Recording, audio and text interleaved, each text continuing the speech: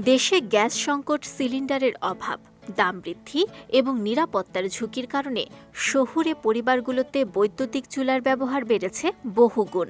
বিশেষ করে ইন্ডাকশন এবং ইনফ্রারেড চুলার ব্যবহার এখন আর বিলাসিতা নয়, বরং প্রয়োজন।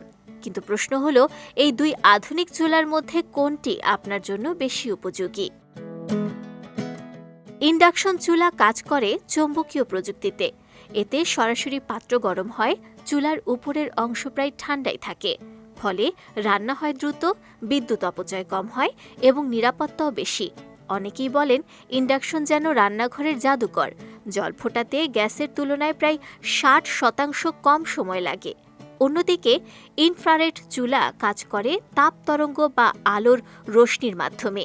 এটি পাত্রের নিচে সমানভাবে তাপ ছড়িয়ে দেয় এবং যে কোনো ধরনের পাত্রেই ভালোভাবে কাজ করে। বিদ্যুৎ সাশ্রয়ের দিক থেকে ইন্ডাকশন চুলা এগিয়ে।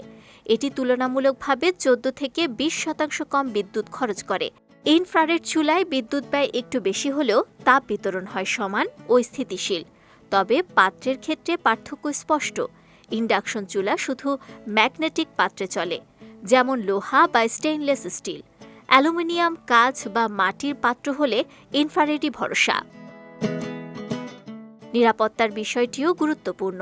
ইন্ডাকশন চুলায় পাত্র না থাকলে নিজে থেকে বন্ধ হয়ে যায় এবং সারফেস গরম হয় না।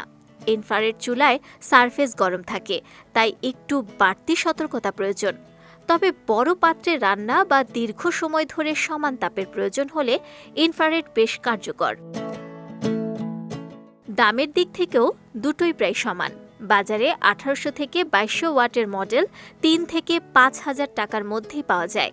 ইন্ডাকশন দীর্ঘমেয়াদী বিদ্যুৎ সাশ্রয় করে, আর ইনফ্রারেড তুলনামূলকভাবে একটু বেশি টেকসই। সব মিলিয়ে যদি আপনার অগ্রাধিকার হয় দ্রুত রান্না, বিদ্যুৎ সাশ্রয় ও সর্বোচ্চ নিরাপত্তা, তাহলে ইন্ডাকশন চুলাই সবচেয়ে ভালো পছন্দ। আর যদি আপনার রান্নার পাত্র বৈচিত্র্যময় হয় এবং সমান তাপে রান্না করতে চান, তাহলে ইনফ্রারেড চুলা হতে পারে আপনার রান্নাঘরের নির্ভরযোগ্য সঙ্গী। গ্যাসের এই সংকটে সঠিক চুলা বেছে নিলেই রান্না হবে সহজ ও ঝামেলাহীন। বিজয় টিভি নিউজ ডেস্ক।